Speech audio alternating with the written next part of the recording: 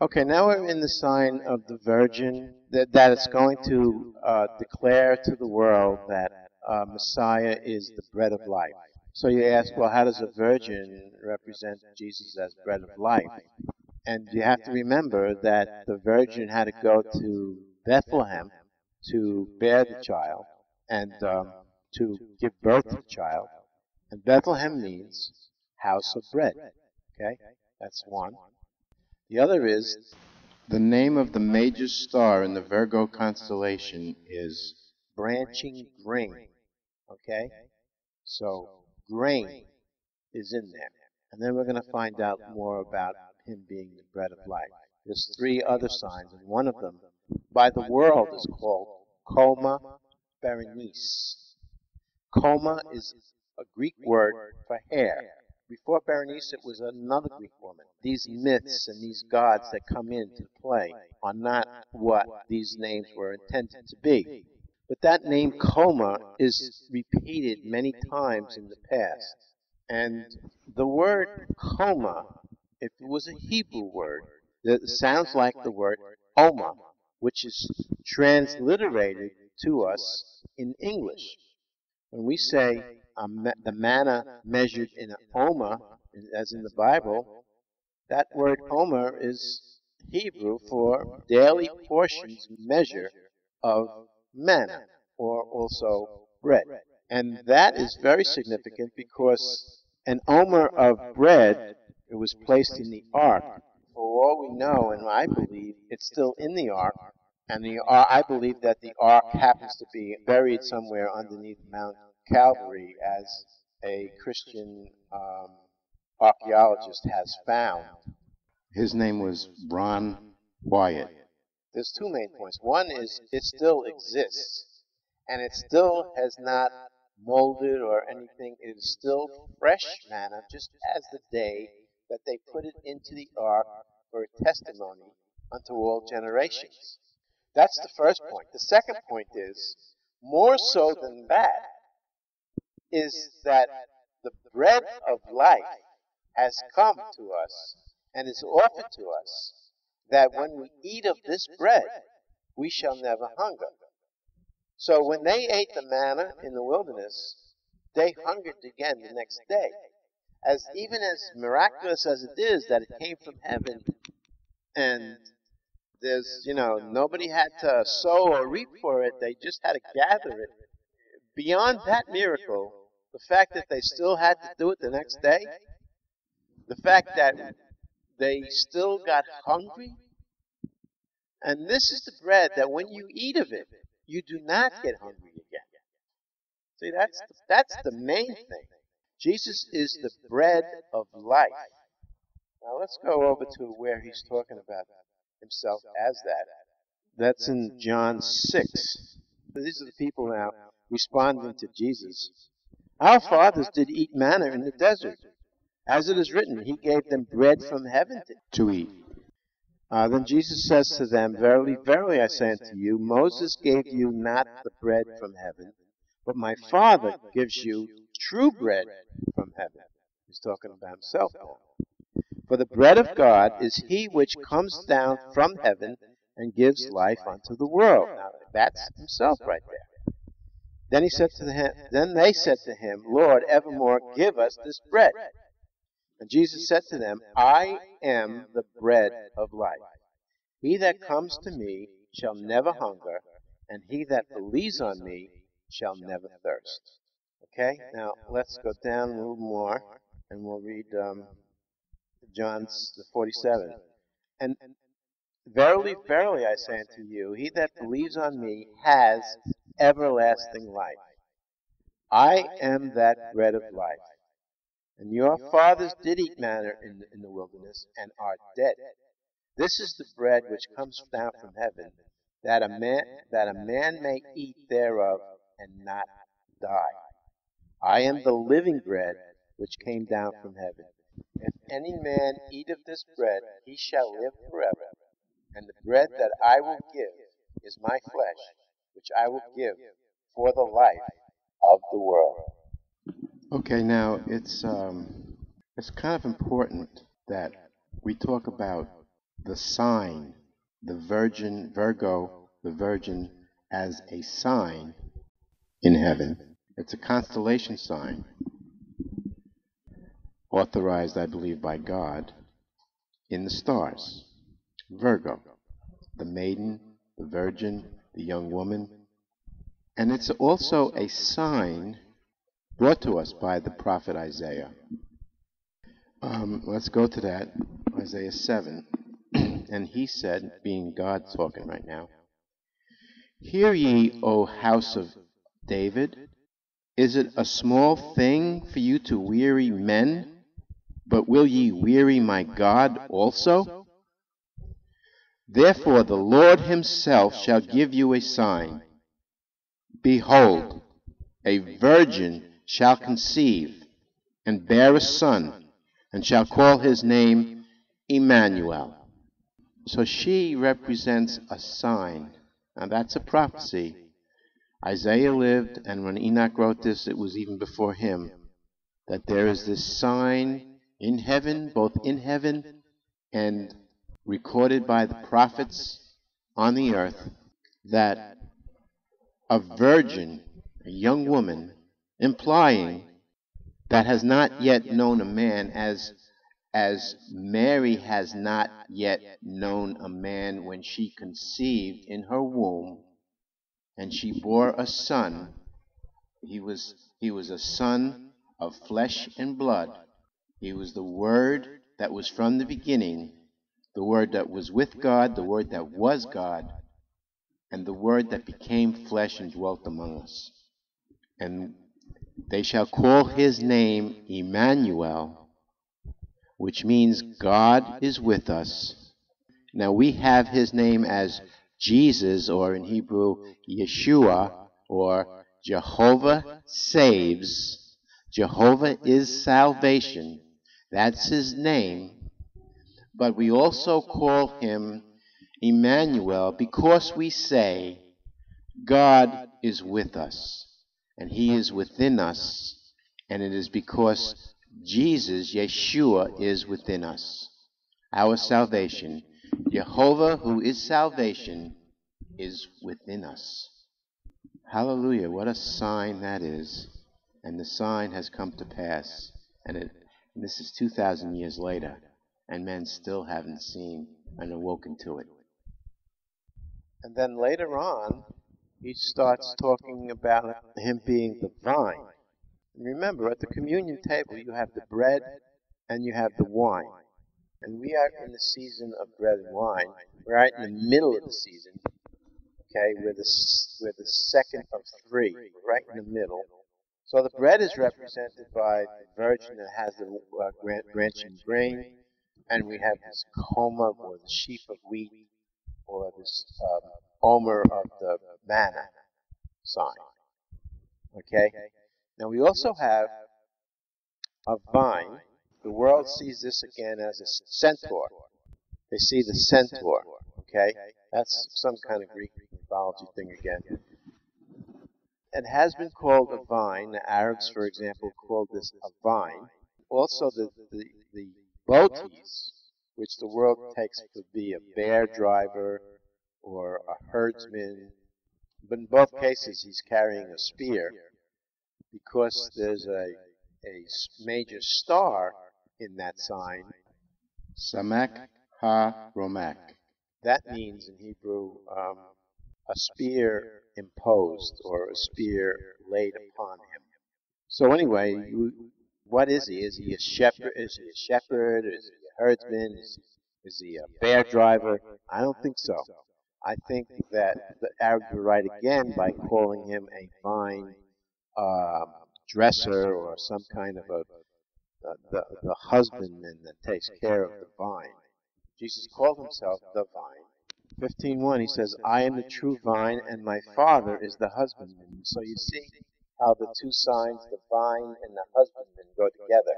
That's why I think that the second sign represents the husbandman. "Every branch in me that bears not fruit, he takes away, and every branch that bears fruit, he purges, that it may bring forth more fruit. Now you are clean through the word which I have spoken unto you." Abide in me, and I in you. As the branch cannot bear fruit of itself, except it abide in the vine, no more can ye, except ye abide in me. I am the vine, you are the branches. He that abides in me, and I in him, the same brings forth much fruit. For without me you can do nothing. If a man abides not in me, he is cast forth as a branch, withered, and men gather them, and cast them into the fire, and they are burned. Abide in me, and my words abide in you, and ye shall ask what ye will, and it shall be done unto you. Herein is my Father glorified, that ye bear much fruit, so that you can be my disciples. We are in the season of bread and wine, and bread and wine are very much symbolized in these groups of four of the sign of the Virgin. A good analogy is the story of Joseph in Genesis 40, where he's in the dungeon and he has these two men. One is a butler and one is a baker. Pharaoh's butler that served Pharaoh wine. And he has a dream, and in the vine were 3 branches, and it was as though it budded, and her blossoms shot forth, and the clusters thereof brought forth ripe grapes. And Pharaoh's cup was in my hand, and I took the grapes, and pressed them into Pharaoh's cup, and I gave the cup into Pharaoh's hand. And then Joseph interprets it for him, and he says, 3 branches are 3 days. Within the 3 days shall Pharaoh lift you up, restore you to your place, and you shall deliver Pharaoh's cup into his hand again, as you were before. Think on me. He doesn't, but he asks him to. Now, when the baker heard this news, the baker goes ahead and he tells him his dream. In my dream, behold, I had 3 white baskets on my head, and in the uppermost basket there was all manner of baked meats for Pharaoh, and the birds did eat them out of the basket upon my head. And then Joseph answered and said, this is the interpretation, the 3 baskets of 3 days. Within the 3 days Pharaoh shall lift up thine head from off of thee, and shall hang thee on a tree, and the birds shall eat thy flesh from off thee. So he doesn't get as good of a interpretation as the butler got, because he was going to die after 3 days. But it's very significant that 3 days represents the 3 days that Jesus spent in the dungeon, in death, and then he comes out of the grave. Okay? The birds eating the bread out of the basket represent how we symbolically break and eat of the Lord's body. And just as Pharaoh drinks of his cup, so do we drink of his cup as well. One lives and one dies. The butler lives and the baker dies. It's like this faith and works controversy that goes on in Christians. It's by faith are ye saved, not of works, lest any man boast. So the butler lives. Faith Represents the wine, which represents the blood. By faith are ye saved. for the life of the flesh is in the blood, and I have given it to you upon the altar to make atonement for your souls. For it is the blood that makes atonement for the soul. And works, you are not saved by your works. Implied in this analogy as the baker being dead. However, faith without works is dead as well. It's like flesh and blood. The blood sort of needs the flesh, and the flesh needs the blood. They both need each other. But when we asked Jesus, what are the works we ought to do, he replied, believe on me. Our works ought to believe him. Ought to believe him.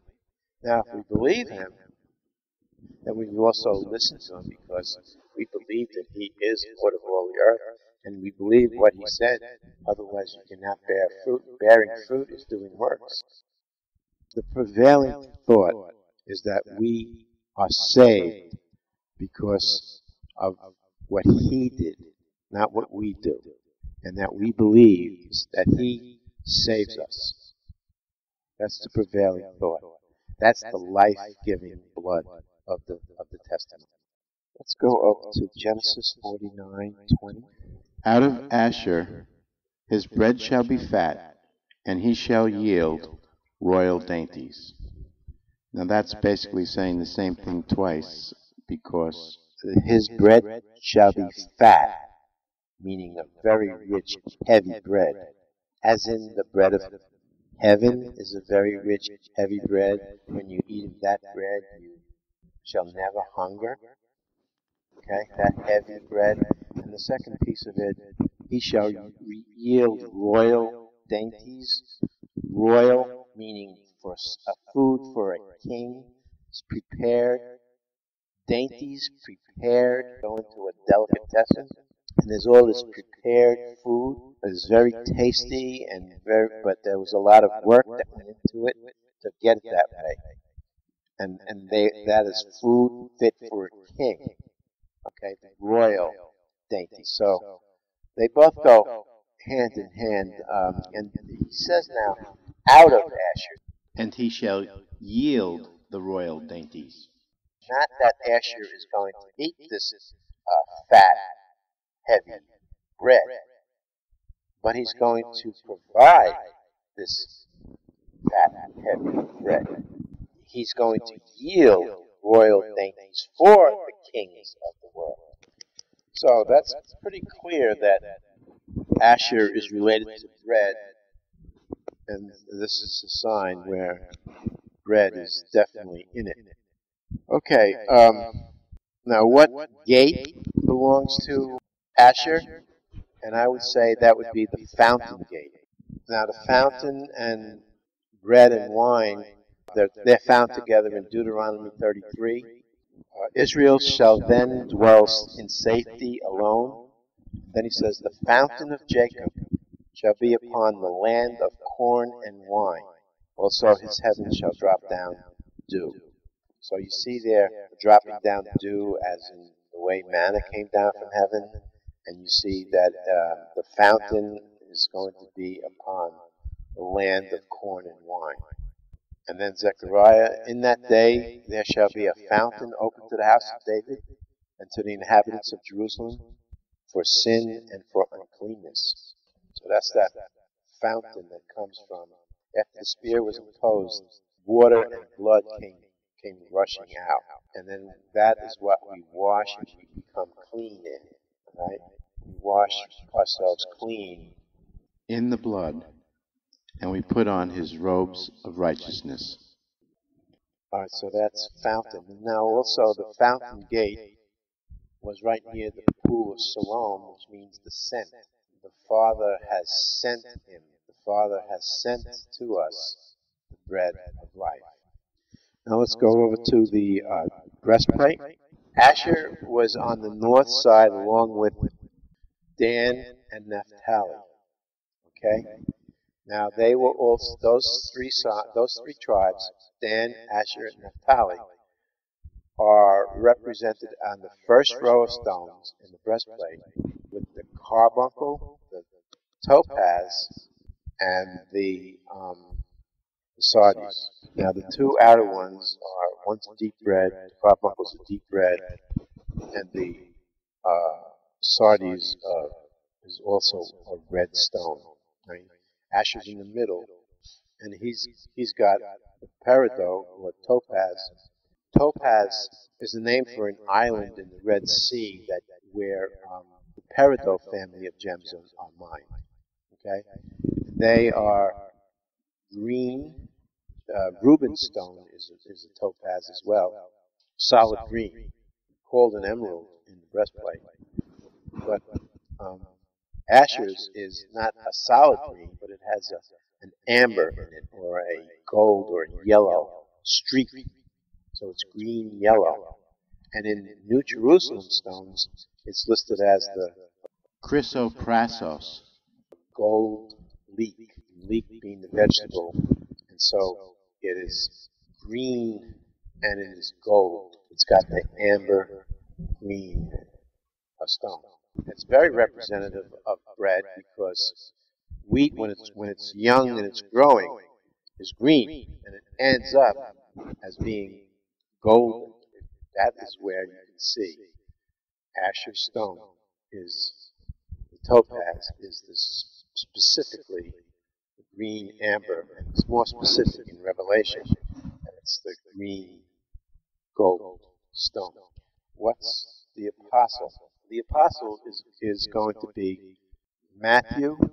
The Hebrew for Matthew is Mattathiah, all right, which means God or Jehovah gives, gift from Jehovah. As in, bread of life is a gift from Jehovah, as in, he's manna from heaven, okay?